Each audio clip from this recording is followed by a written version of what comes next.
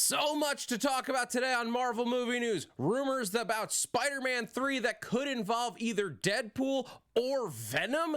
Captain Marvel might have been on Vormir in a different version of Endgame. We've got rumors on Power Pack, Ultimates, Fantastic Four, Black Widow. I can't even talk about it all. Oh, and Jessica Jones dropped the trailer on us. So much. Let's start today's Marvel Movie News. Welcome to Popcorn Talk, featuring movie discussion, news, and interviews. Popcorn Talk, we talk movies. And now, here's Popcorn Talk's Marvel Movie News. Good afternoon to you, our merry Marvelites. Welcome back. This is the Marvel Movie News coming to you live from the Daily Bugle offices. Because we've got breaking news all over the place. Well, it's less breaking as much as it is came out over the past week, and we have to discuss it. Hey guys, I'm Zach Wilson. We've got Xia Anderson here. Hello. Christian Blatt's here. Howdy, folks. The gang's back together. How are you guys feeling tonight? This afternoon? I don't know what time of day it is. It's a time of day when we're feeling good. I'm feeling good. There's lots of news. So much to talk about. There's a lot of different topics. Like nothing groundbreaking. Well, there's some, maybe. You're going to have to wait and find out. So Christian, how are you? I'm doing well. It dawned on me at the beginning of this week that, so now, like a week from tonight, people can go and see Dark Phoenix. Like, it's actually that close. It's literally next Thursday night, people will be going to see it. And I'm like, wow, it's that soon. So, it's so soon. Yeah. I have 1 week to finish reading it. 1 week. Get on it. Shouldn't take you that long. Yeah, hurry up. Yeah, there's a ton to talk about. If you want to keep up with us throughout the week, guys, make sure that you like, rate, subscribe, all that normal YouTube and podcast stuff you're used to hearing by now. 230 episodes into this podcast. And thanks, as always, to Colt Badeau, who's helping us tweeting from the Starjammer.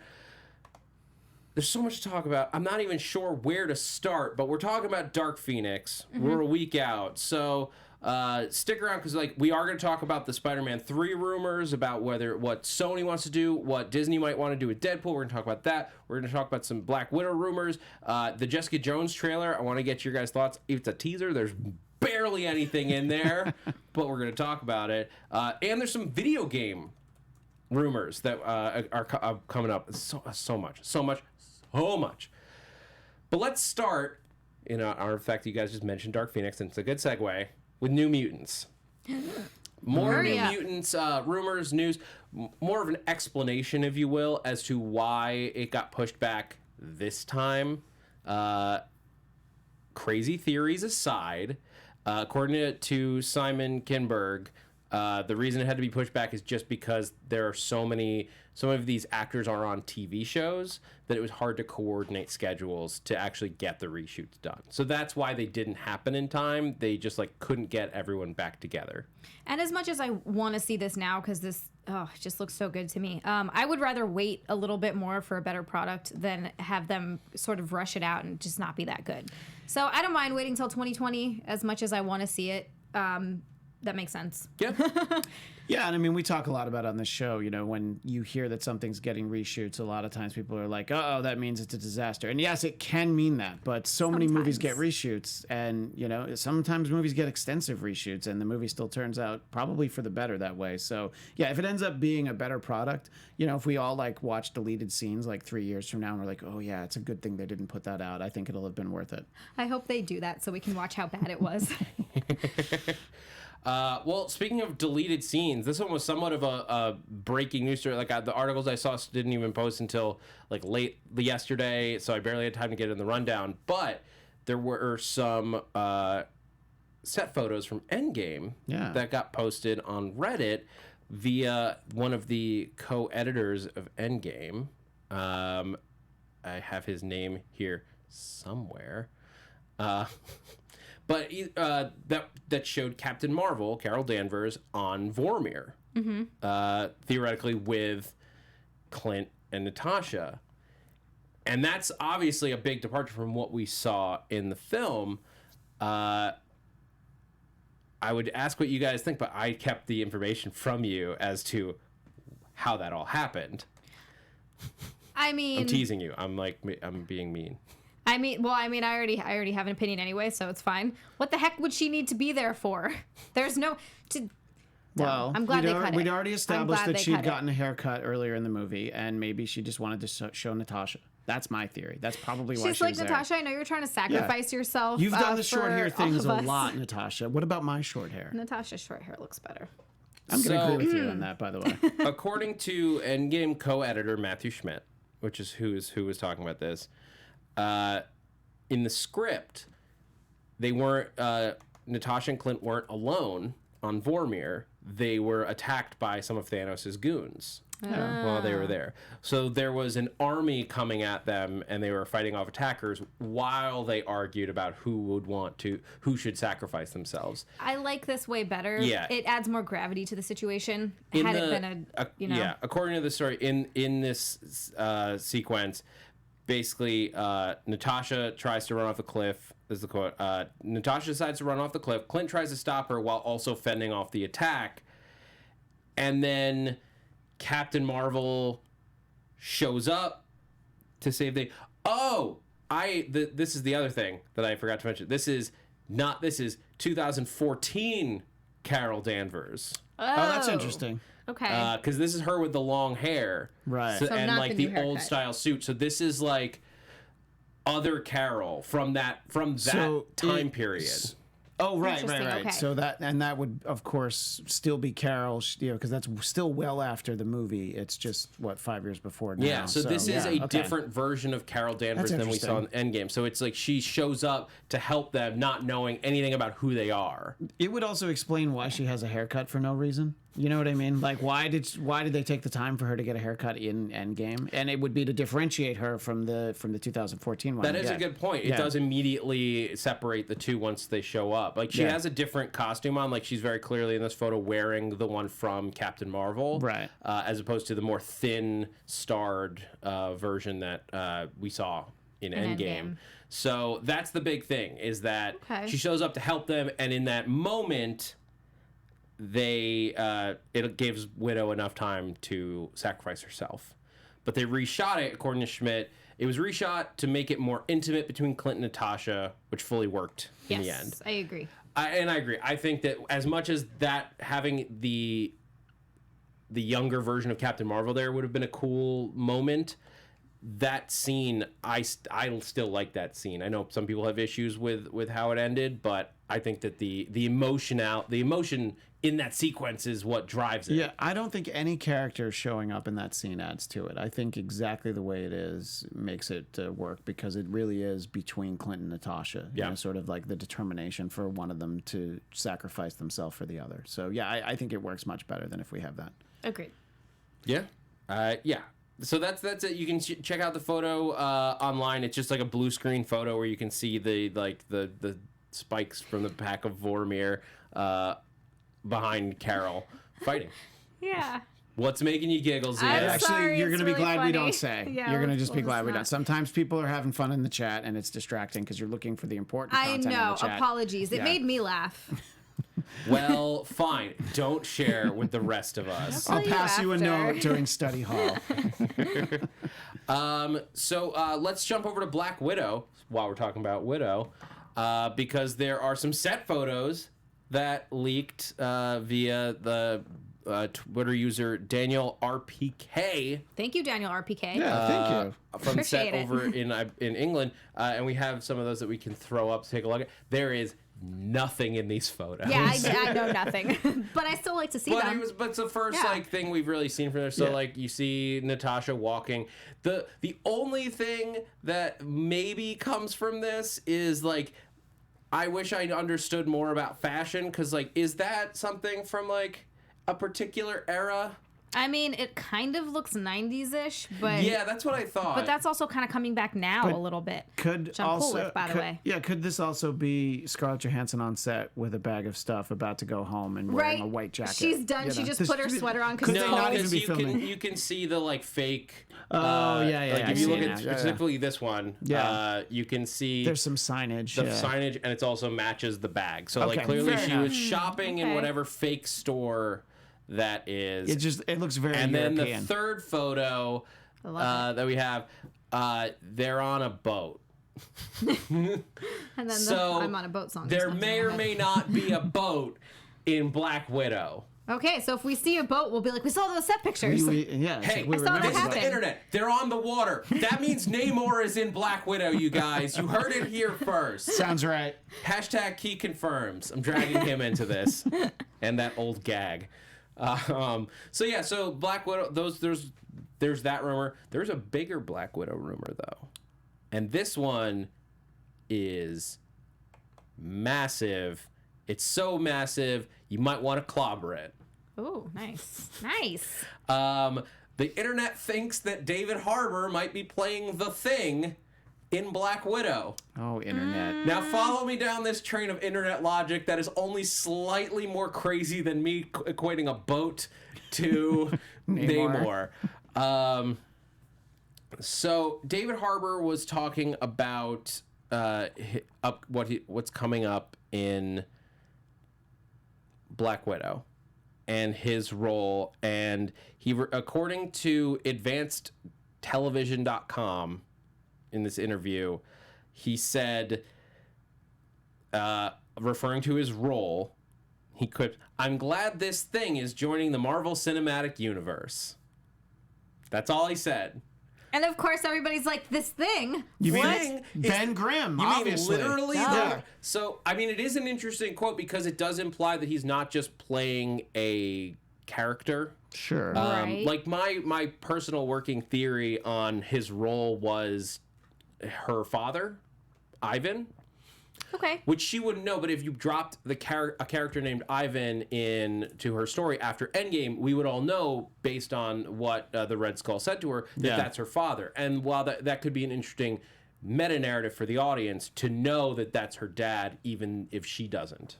So that could be an interesting thing. But the fact that he refers to his character as this Thing sort of implies that he is playing some kind of creature or supernatural being of one kind or another. It wouldn't be the first time for him, obviously. Fin Fang Boom.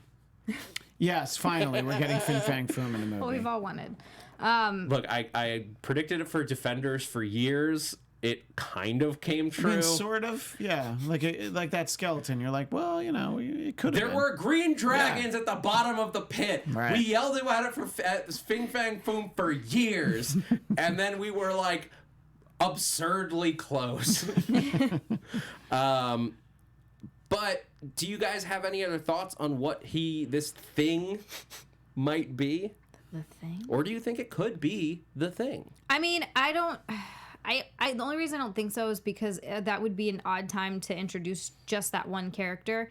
And I think that they're going to wait for a bigger opportunity to introduce anyone from the Fantastic Four, even though I'd like to see that. Unless the story's back far enough and he's playing Ben Grimm, not the Thing, Maybe. before he's pelted by cosmic rays. But I think this is internet fun, and I'm trying to think of who he would actually be playing.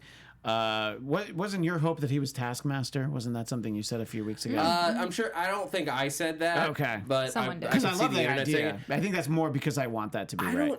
I don't see him playing Taskmaster, Taskmaster, just because he's more of a like a brute build of character. Like he played Hellboy. Like right. he's a bigger guy. Taskmaster has to be more flexible and able to like do crazy gymnastics moves.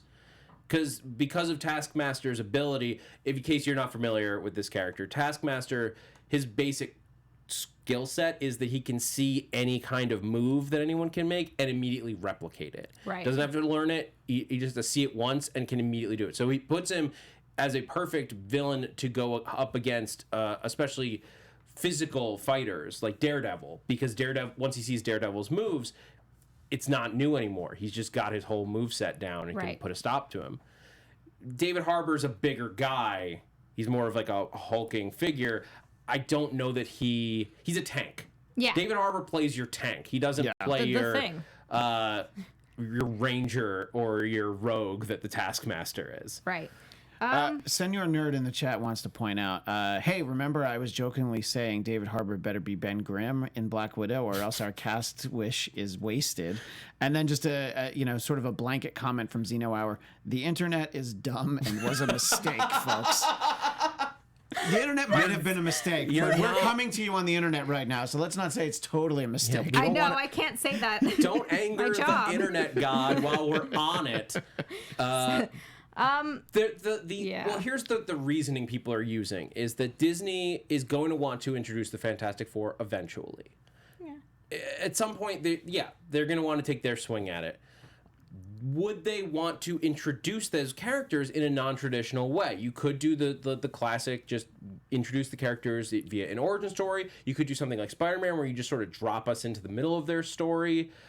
Which would work because most people are at least vaguely familiar with those characters to the point where you don't necessarily need their origin the same way that Spider-Man has. Mm-hmm. You could sum it up and like move forward. And a flashback, like a quick flashback, and then boom. Either that or just like we did with Peter Parker. Like we didn't need to see his origin. He had his powers. We told a Spider-Man story. Fantastic Four may be that level of familiar to people where you could just like open up on this foursome doing the thing. Or the reason I bring it up here, introduce David Harbour as Ben Grimm, the Thing, and then one at a time introduce those characters. Well, the thing that Fantastic Four has in common with Spider-Man is we have seen their origin story twice, 3 times if you count the Roger Corman version. We don't. I argue that that's the best of all of them, but maybe the most fun. It might be. Yeah, it's not the worst. But anyway, we've seen it, and I think that maybe it's like, let's not take the time to tell that part of the story again. Maybe you do tell it later in sort of a flashback kind of way. I think introducing them one at a time actually would be interesting, to sort of have them pop up in different movies, and then, we'll see them in, I don't know, some bigger event. I know we're not going to get Endgame level events, but there'll be event movies, of course. So in an event, we actually see them as the Fantastic Four, maybe, get that kind of reveal. Yeah, that could be really fun. Do I think it's going to be David Harbour? Most likely not. But he's not a bad choice. No, he's not. The one thing I'll say about those Fantastic Four movies, I thought Michael Chiklis was great as the Thing. You could not have cast that. That's the one problem is you already got your greatest option for Ben Grimm with Michael Chiklis. Yeah. Like, yes, you can see the foam rubber creases on that costume while he's playing it, but he is perfect as Ben Grimm. And he and Chris Evans, when Chris Evans was the Human Torch, was a perfect back and forth. Like, those two were perfectly cast. But you could argue the other two, whether they were cast or not. It's at least a traditional version of Mr. Fantastic. I think Jessica Alba did a good job. Yeah, I don't think she had the best material to work with at the time. And let us not forget that Popcorn Talk's own Maria Menounos. Yeah, she was fantastic. That movie, which I had forgotten until I watched it a couple months ago. I know. You're like, oh my God, that's right. It is an underrated movie, I think, looking back, because we've had such a plethora of brilliant superhero films. But the original Fantastic Four was fun. It didn't seem that bad when I watched it in the theater. I enjoyed it. I'm offended as the voice of Doom by Doom's storyline in that movie. Yes. Wow. But that's just a personal gripe. No, I that understand I will I'm gonna rectify. I'm going to interject one thing. Michael Chiklis will turn 56 this year. I feel like he could still be the Thing. He can totally still be the Thing. Yeah. I met him also, by the way, and he is like the loveliest man in the whole world. He's so great, and he looks good. Like, he could 100%. That makes him perfect for old Blue Eyes Ben Grimm. Yes. He's also a lovely man. I know. So David Harbour would be a great choice for Ben Grimm, but whatever he's doing here, it seems like he's happy about it. He's excited, and the fact that he's excited, I'm excited. I mean, when I first read the article, I was like, ooh, maybe it will be. I got excited for like a good 30 seconds and then was like, it's probably not going to be. Yeah. Let's talk about Shang-Chi for a minute. Like, it's a lot of rumors this week, guys. Yeah. And very little confirmed. But Shang-Chi supposedly is already underway with casting. All right. According to a podcast, the Murphy's Law podcast. Rumors, guys. We just cite where they come from so that you know. And then a separate fan site, the GWW, says they got their hands on a casting breakdown. Ooh. Look, we've seen these things leak in the past. Half the time they're complete fakes.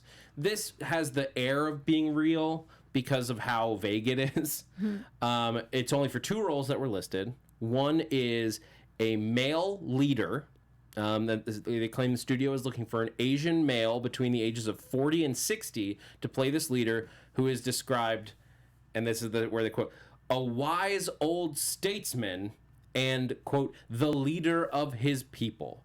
So clearly we're talking about Shang-Chi's father at this point, and if you build up all the rumors together, we're looking for the Mandarin. Combined with what Kevin Feige said about the 10 rings and the Mandarin, potentially the real Mandarin, the not Trevor Slattery Mandarin coming back. I still think we might end up not calling him Mandarin. Maybe we will, but I think the 10 rings are a perfect possibility for Shang-Chi. Any thoughts on that one?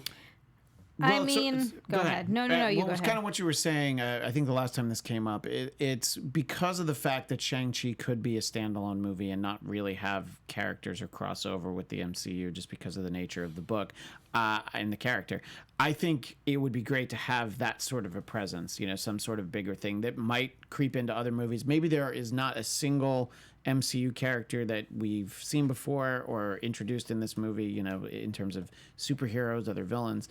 But I think it's a really smart way to tell this story and tie it to the universe. And then you'll kind of look back on that first Shang-Chi movie, assuming everything gets sequels, and like, oh, yeah, they really started connecting him to the universe even in that first movie. So. Yeah. Yeah, which I hope we get. I don't want this to be just its own standalone thing that isn't connected. And I'm already, I've casted it, so I know I know he's Japanese and not Chinese. But Ken Watanabe, please. As soon as you said Japanese, like, I love Ken Watanabe. Yes, because he's amazing. He's great, and like the thing is, when you're dealing with, it depends what origin you do. A lot of Marvel stuff, they like to make up nations. It makes things cleaner because you don't have to make. It's because you worry about like.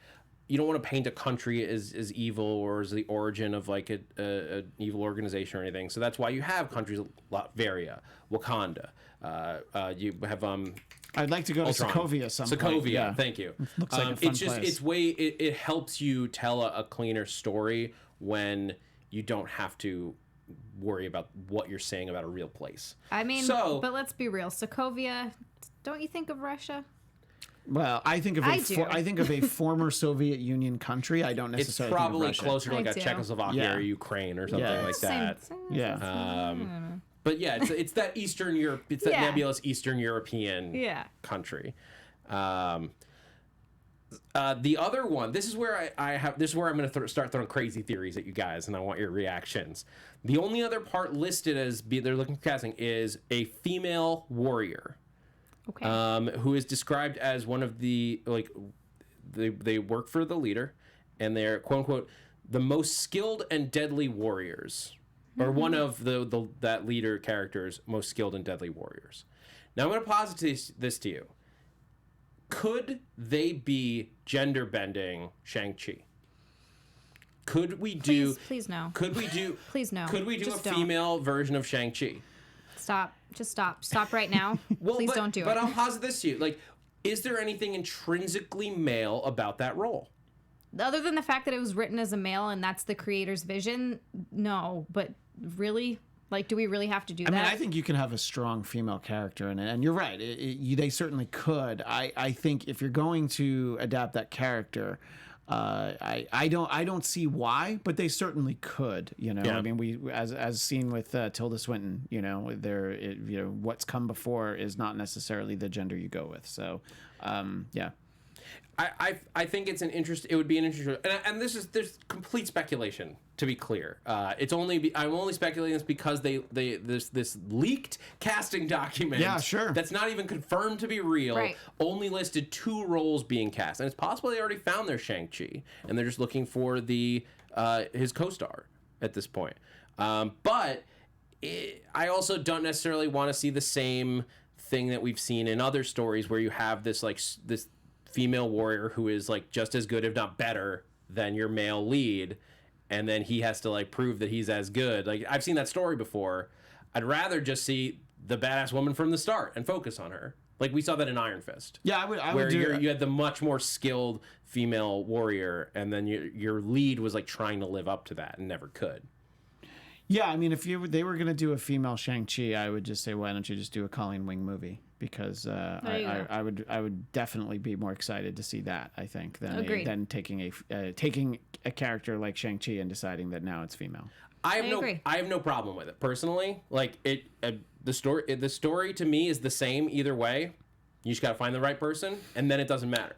I think that's a huge part of it. Who they cast, and if it's the right person, if it's an unknown, then I'd have to see it. But if I heard the right name, I'd be like, all right, now I'd be excited about it. But I'd be very cautious if they just decide, if they set out, oh yeah, this story, we're going to craft it for a female. I think if you're creating the story and it kind of leads in that direction, like, this is going to really work a lot better.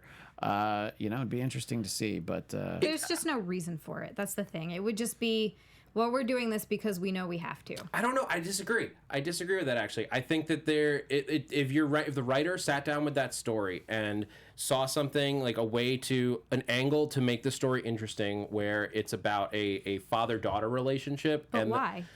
Why not? Because it's already created.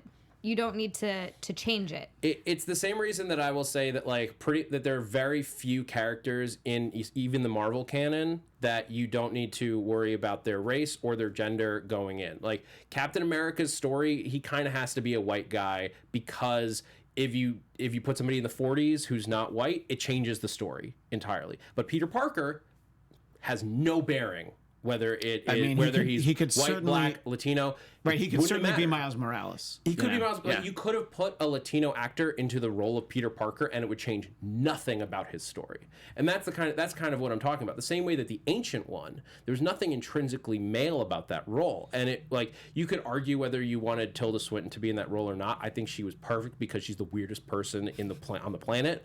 Agreed. By the way, I think that there's nothing intrinsically male about that role. So I think, depending on the story you're trying to tell with Shang-Chi, if you see a way to make a unique, interesting story that happens to be a female character, why not? If it was written that way, then yeah, I would agree. But because it's not, just don't do it. There's no reason for it. I'm not as like, especially, maybe it's just that I don't have a personal connection to the character of Shang-Chi. But I don't either. I just want to see a story I've never heard before, never read before, and that to me is a way to make a new story. Something brand new, bring a brand new thing into the world with a small tweak. Gamer Girl and Jenna James are on Zia's side. I had to freeze that, so I'm sort of looking to see how everybody else feels. But Zeno Hour says Marvel has a plethora of female characters that they could use. Gender bending isn't the way to go. I'm sure there are people agreeing. I'm not cherry picking the people that don't. I'm not saying that they have to do this or they need to do this. I just the idea popped into my head because of this, and I was curious to get your guys' thoughts on it.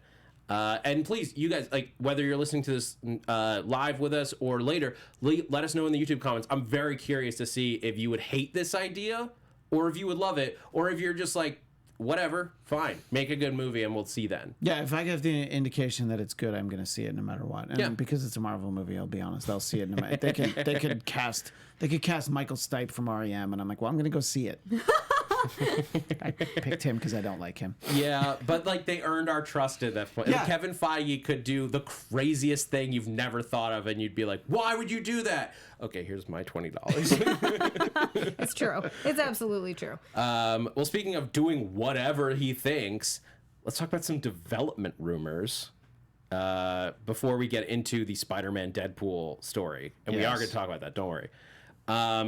Two just pure, complete rumors of these things might be going into development. Power Pack, and I have an image of Power Pack, which is a very young, skewing, children first, at the head of it story, and the you can see how much this is just very And clearly. I will tell you that when Power Pack #1 hit the stands, I was 9, so I loved this series. I felt like Jack Power, the one in blue, not this incarnation, but I felt like, hey, that kid kind of looks like me. I loved this series. It was really well done because we'd had children characters, we'd had younger characters, but they were really the primary focus, which, let's be honest, who are you mostly selling comic books to? I thought it was a great book. It didn't sell that well.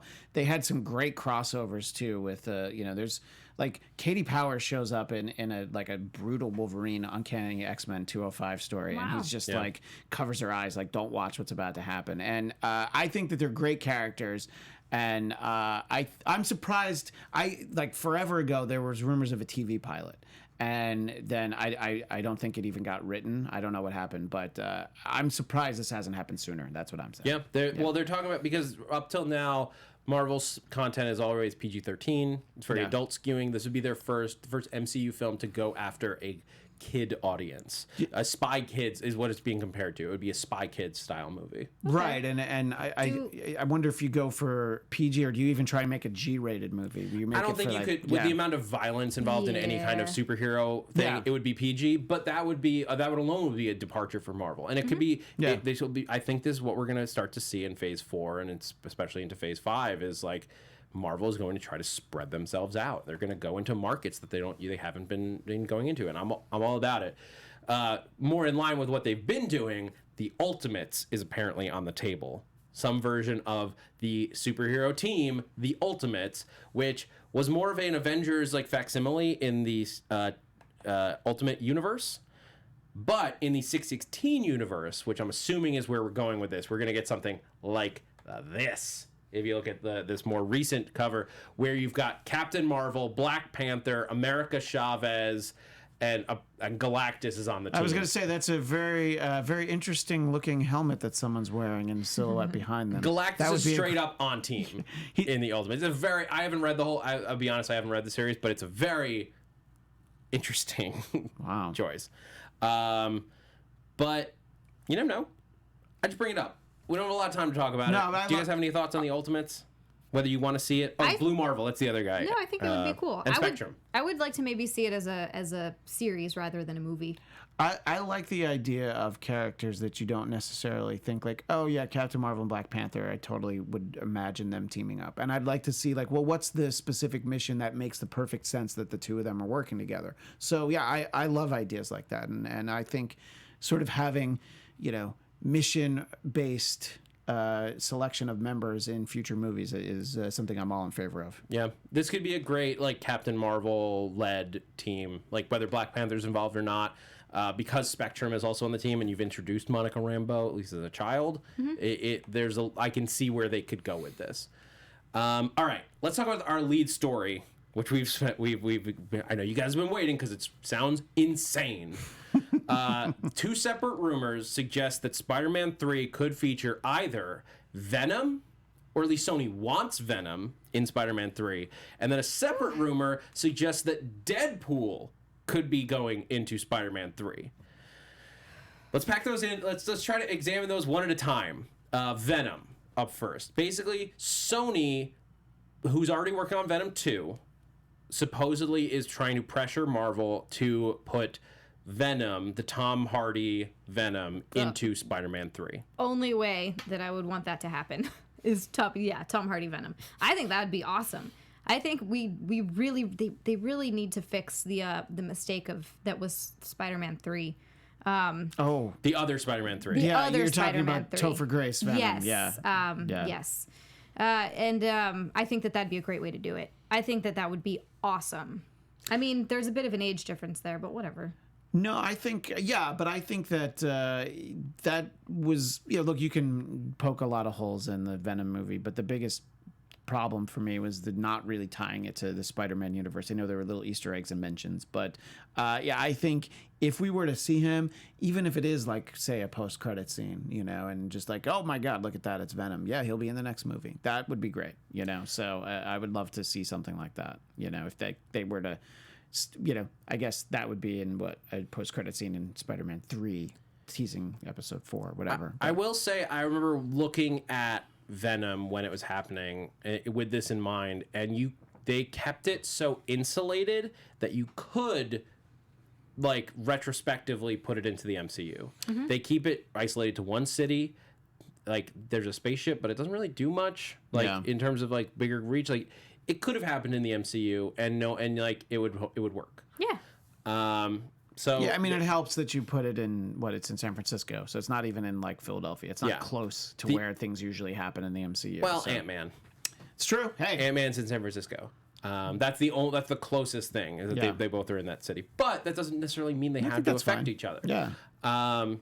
So you could do that, and there is I see how you could do it, and you could sort of fix or like give me at least what I've been missing in Venom, which is the facsimile for a romance is you're sort of doing it backwards from how they do it in the comics, but I'd be interested to see that where Venom leaves Tom Hardy's character, he leaves Eddie behind in favor of Peter Parker, and then it's a spurned lover situation there, which is it's usually the opposite direction. Right. But that dynamic is my favorite. Is to me the most interesting part of Venom is like treating Venom as a part of a relationship, whether it's abusive or just not the right fit for you, or like when you find like the right person, which is how it's always felt to me when Venom was with Flash Thompson. It's like, oh, this is the person you're supposed to be with, but you're tempted by your ex, Eddie Brock. I like this stuff. Yeah, but obviously it makes sense for Venom to want to be with Peter because he brings something to the table more than anyone else. Yeah, so it could be a really interesting way to take it. Only time will tell. Yeah. Now the other side of this rumor, Deadpool, because basically everyone's trying to figure out Deadpool 3 is in development. X-Force was in development, but now Disney owns all of the X-Men characters, including Deadpool. Where do you put Deadpool? How do you introduce him to the MCU, or do you introduce him to the MCU? You didn't really worry about Deadpool in the larger canon X-Men movies. Dark Phoenix is not going to have Deadpool in it, unless there's a great Easter egg coming. Yeah, I mean, it's set before he's Deadpool too, because Dark Phoenix is set in the 90s. Sure. So that would be great if your Easter egg is just a normal faced Ryan Reynolds, just in a very small cameo. But you're right, and yeah, I don't know that.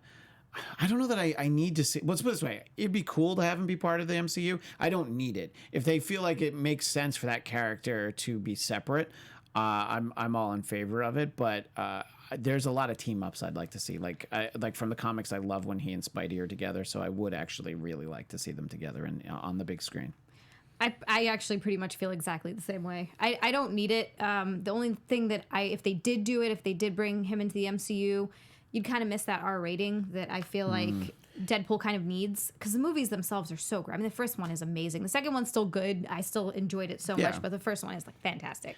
I'm looking forward to 3. Yeah, and that's the thing. I don't want to lose that ability for Ryan Reynolds and the Deadpool writers to just go crazy with that movie. So you could just like keep it loosely in the Marvel Cinematic Universe canon, and like where he can play with those characters a little bit. Like maybe somebody pops up, but it's the same thing where like it's not the same Colossus that you saw in the X-Men movies. Right. You sort of put him on the side. Maybe you do it where it's an alternate universe and he can literally talk to the audience and explain that, and like it wouldn't matter. But you could. It feels like it. Because Spider-Man has to be PG-13, and the Tom Holland Spider-Man is a very sweet kid. I don't know that he works with Ryan Reynolds' Deadpool the same way. I would actually prefer to see Spider-Man pop up in a Deadpool movie. I think that would be more interesting than the other way around. Because the tone of Deadpool showing up in like Spider-Man 3 makes no sense to me. There's also rumors that they could give Deadpool a Disney Plus series, but again, family-friendly streaming service doesn't really fit. Hulu. Yeah, because Hulu can afford to pay for Ryan Reynolds and Deadpool. Ryan would just do it out of the goodness of his heart because he's an amazing person. I kind of just want Deadpool to be set for the third one, and then we can like you can just put him into a universe bending story, like play with the scenario that you have in front of you, and I think it could be really fun. Like, what if this could be the time to do the meeting of the different Deadpools, and you get Lady Deadpool, you get Dogpool, like all these different like versions of the character. Put them into a multiverse world. It would be fun. Agreed. You guys have something you want to share with the class? Charles Lee sorry, says you're this is 10 funny. seconds away from screaming, won't someone please think about the children? They can make it work. Relax. And his solo stuff, he's rated R. He could play nice with others. Yeah, he could be in a PG-13 movie. That's And fine. they've- I just yeah. don't want his main movies to be PG-13. You know, Yeah. I think if the Deadpool movies are rated R, but then he can show up in Avengers, a Spiderman, or whatever, I think that's fine. He doesn't have to swear as much. Look, in Once those Upon a movies. Deadpool showed us that there's a PG-13 version of this that works. We just don't want that to be the only version. Exactly. Because the R-rated version is super fun. I so want good. the gory like nonsense because there's so much comedy that they've managed to mine from the gore. So I like No, it. agreed. Yeah, 100%. Like I want to have those awkward shots where somebody splats into a billboard and you just see all of it. Yeah. It's hilarious. It's Yes. terrible, but Right. it's hilarious. No, it's great. So, yeah, as Charles Lee put, Into the Pool verse is what I'm pitching here. Yes. They could I'm all call in it on Into that. the Pool verse. That's a great suggestion, yeah. Real quick, some video game stuff is coming, Marvel related. Marvel got, and like I barely understand what these games are because I don't play MOBA games, but now there's a Marvel MOBA game coming to your phone consoles. I don't know what Do you know MOBA that is? games Okay. are either. Because you know about video games, I so know. I was just I looking play to you. video games, but not those. It's like where you have different characters and you sort of like move around and fight things with like different people with different abilities. Anyway, that's a small thing. It's coming soon. It's in beta in some countries. E3's coming up in a couple weeks, and Square Enix is finally going to give us an announcement about their Avengers game that they and Finally. Crystal Dynamics have been making in the background in secret for years. I want to know what it is. This is not like the Avengers VR game that came out a few years ago. Like Or it like might a- be. We don't know if this is VR. We don't know if it's just a console game. We don't know what it is. I'm just hoping it's not like a Marvel versus Capcom type of deal because No, we've it's already got it's not that. a fighting I would game. Like this is going to be some kind of like an open world game, maybe. Will don't we get know. open world, please? No maybe? one, no one's really sure. I would love that. I hope that they sort of take a page from what Sony did with Spider-Man because that was one of the best. That's one of the best video games, period, that I've played. Let alone one of the best superhero games. And we do something like that, but where you have a full cast of characters where you can jump in as Cap, Black Widow, the Hulk, Iron Man. Like there's so that's the problem with an Avengers game is there's so many different character dynamics that you have to put in. And you've got Ultimate Alliance coming, which is just a straight fighter. So it has to be more. I'm hoping this is more adventure based. We'll That's see. kinda what I'm We'll see after. when they do their announcement, which is coming up at E3, which is just they said that this reveal, the worldwide reveal, is going to be June 10th. Okay. So not long. Very soon. Very Not soon. long to wait. Marvel TV time. Marvel movie news. We're talking TV time. All right, I'm going to give you guys the quick headlines, and then you can tune into our sister show, Marvel TV Weekly, on Sundays with these two sitting across from me to get the lowdown on stuff like Professor X being finally shown in a Legion teaser. With Cerebro. So much stuff going on there, but you'll have to wait till Sunday because we don't have time. This is a real quick story. Falcon and the Winter Soldier might have a title change coming up, and it's not what you think. Oh, interesting. We all assumed that, like, or at least I did, that it would be Captain America and the Winter Soldier after the Endgame reveal. I still want it to be Captain's America, but I get that it's not gonna be. Tag team.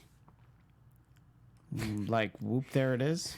I don't think I follow. That's what I am. That's what I'm seeing. According to well, I found it on comicbook.com, Sure. but they credit the site Discussing Film that the current working title is Tag Team. I'm gonna hope not. It's a terrible. yeah, It's a I'm weird with you. I don't choice. like it. Yeah, it doesn't make sense. Like Falcon and Winter Soldier, or Captain America and Bucky. Any of those things work because you're like, oh yeah, I like them. I want to see that. It's like tag team, huh? You know what I'll bet that is? I'll bet it's the code name that they've been using for shooting. That Because would like make you sense. never put the actual title of these things on any of the outward facing documents. Like whenever you apply for permits or anything. Because like in LA we see these all the time. You'll find this blue little sticker on your outside of your building that's like, hey, this thing's gonna be filming on your block this date next week. Be aware. And then you have to move your car. But when it's a big thing like this, they put a fake name so that not everyone's like gathered around like, ooh, what's happening here? Because if you saw Tag Team is filming, you'd be like, okay, and then you go to work. But if you saw Falcon and the Winter Soldier, you'd be camped out there with a bag of popcorn and binoculars. And by you mean the three of us would have to do the show from a safe distance away from the set in the hopes that we saw somebody. Yep. We'd just be staring. They'd be like, God damn it. Hey, these people again." Fungus says, how about Winter Falcon? Just you go. streamlining it. Oh boy! Look, it's same, Even that's better. It's the same as WandaVision. Yeah, that's true. I'm into it. All right, so Jessica Jones got its trailer or teaser. It doesn't even qualify as a trailer. Basically, just like hinting, but not giving us any real information on her villain for season 3. What do you guys think of the teaser? They did give us the date, and so we have a date. Even if it had just been a still shot of like the desk that we saw before, and then it had the date, I'm like, great, that's very useful. But look, I'm excited for it. I don't think too much about what it's going to be because obviously we're up to be surprised. But if you've noticed, the Twitter handle, the official Jessica Jones Twitter handle, is identified as Jessica Jones is a fraud right now. So that must tie into what the story is. So well, that's what they talked about in the trailer. Right. It's like this person's claiming she's a fraud, so maybe it's somebody who doesn't believe in her powers or that she has like faked her cases, something like that. There's no way she did it with Luke Cage. Just don't believe her. I don't have any guesses for you guys on who this villain could be. If it follows the way that we've seen Jessica Jones so far, it could be an original, and I'm totally on board with that. I've talked about that in the past. Just like let them do an original story. I'm super in on like something I've never seen. Just like I was talking before, I love when it's something I've never seen before. Whether it's a take on an existing character that's brand new or like a completely new thing. I love new. I don't necessarily need you to recreate what I've already read. That's my piece. Okay. Cool. I need to catch up on season 2, so that's where I'm at. Come on, Xia. You have 2 weeks. 2 weeks. That's the crazy thing. We're getting Dark Phoenix in a week, and then we're getting Jessica Jones a week later. Oh my God, I don't have time. And then we're getting Mutants. And then by then, Spiderman will be 2 weeks away. Oh! After Jessica Jones. Why would you? Oh my God. No. And we got S.H.I.E.L.D. airing every week. It's true. As I wrap up real quick, Agents of S.H.I.E.L.D. got real trippy this week. They straight up did hallucinogenics. They in sure space. did. I know Christian's thoughts on this. If anybody already, saw but, Marvel TV Weekly, I spent a lot of time talking about it. Space mushrooms, you guys. Yeah. Gemma and Daisy did space mushrooms. Yep. It was called Fear and Loathing and wherever they were, so we got it. They're lucky, though, because their space mushrooms taste a lot better than our Earth mushrooms. Earth mushrooms are not good unless you put them in a chocolate. That they tasted good. That's why everybody did so Kept many eating of them, yeah. Yeah. Xia just skirting over that very specific reference. Yeah. I really like this episode. I think it's fun. I think like, okay, we got them closer together and then we took them apart again. And I just want us to go back to Earth so we can deal with the whole Sarge situation. I mean, yes, I do like the space part, though. The space part's been really fun for me. It was really frustrating having her finally find Fitz and then he's friggin' taken. Yeah. And I had to explain to you that that's the whole nature of the relationship, is that's usually what happens to them. So that makes it even worse when you're, 113 episodes in. My summary is I enjoyed the Fitz and Enoch storyline, but Gemma and Daisy is one of the stupidest things I've ever had to sit through, and I was so glad it was over. It's so silly. Yeah. There was some good character stuff. Once it was over, and I'm like, I did like the way that they talked to each other, but just them playing drunk and playing high, I was like, it was a little over the top. Yeah. I like the idea of it. It maybe could have been dialed back like 10%. Yeah, I will definitely agree with you there. But we are coming up on Anthony Michael Hall on Agents of S.H.I.E.L.D. this week, you guys. So tomorrow Oh my god. Get ready for Anthony Michael Hall as the casino kingpin is what what I've seen him called on in like the headlines and stuff. That's gonna be ridiculous. I love when they get like, because Agent of S.H.I.E.L.D. does this all the time, where they'll pull like some really deep cut actor that you're like, I haven't seen them in years. And this is gonna be, I'm sure they're gonna have fun with it. You also are gonna have some of the right head writers. Michelle Yeah, I'm glad you're trying to say them and not me. Is going to be Marissa Tancharoen. I'm so sorry. But she's going to be on the show next week. She posted a photo with her and Deke, which means maybe we're getting Deke back, you guys. Everybody seems to think, and people in the chat are saying that Deke will be back next week. I don't know if they know that or if they're hoping, but it seems like we know he'll be back. So all indications are tomorrow night we'll see him again. Excited to see Deke and see how much Zima he's been drinking, or if he's moved on to Mike's Hard Lemonade. You know, maybe he's stepping. Maybe he's changed his game. Maybe he's just drinking straight up apple martinis. Is this man an alcoholic? Is that what I'm gathering from this? No, he just loves Zima. He came from the future, so he goes back and he that's the thing that he decides to drink, and then he just loves it, and he gets trashed on Zima. So yeah. Anyway, thank you guys so much for joining us for this week's Marvel movie news. That's the headlines and the stories for this week. Clearly, at a good time because my voice is leaving me. How can everyone keep up with you guys? Well, you can find me on Twitter and Instagram at ChristianDMZ, and you will ordinarily see both Xia and I Sundays on Marvel TV Weekly over and AfterBuzz, but I'll be in New Orleans, so Xia will be there to cover the Cloak and Dagger season finale and Agents of S.H.I.E.L.D., and I believe our friend Steph Sabra will be on the panel, and possibly some other familiar faces, but that's all being worked out. So that's your plug. Sunday at 9 Pacific I'll be there. on AfterBuzz. Yeah. You'll not see him. And you can also find me on Twitter and Instagram at Xia_Land. That's spelled XIA_Land. Also Facebook at Xia Landerson, because that's my other name. I have 12. Hey guys, I'm Zach Wilson. You can find me on Twitter and Instagram at @ZachWilson. And also be sure to check out my other podcast, Ships in the Night. This week's episode was our 50th, where we had our good buddy Jesse Klein on. We talked about the magic carpet, hooking up with the cloak of levitation. And next week's episode, and we drop these episodes on Tuesdays, a very familiar face to you guys, Mr. Coy Jandro is coming by. And you bet we dropped a Marvel-themed chip in there, but you're going to have to wait to find out who. I'll tease you with it next week. But yeah, Coy's is super fun and ridiculous. So look forward to that next Tuesday. Guys, this has been... Oh, that podcast is called Ships in the Night. Find it at Chipping Pod. This has been Marvel Movie News. Thanks for geeking out with us. From producers Maria Menounos, Kevin Undergaro, and the entire Popcorn Talk Network, we would like to thank you for tuning in. For questions or comments, be sure to visit popcorntalk.com. I'm Sir Richard Wentworth, and this has been a presentation of the Popcorn Talk Network.